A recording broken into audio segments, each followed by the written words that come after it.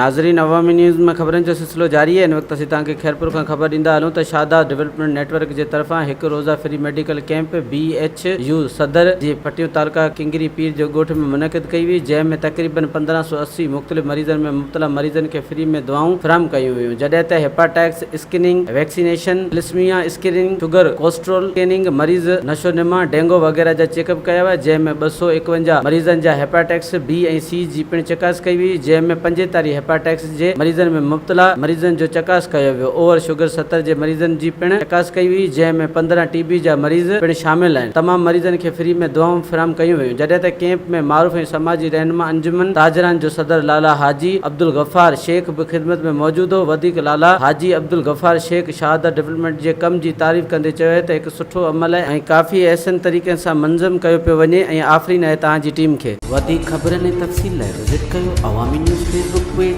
YouTube page ऐं अवामी news website.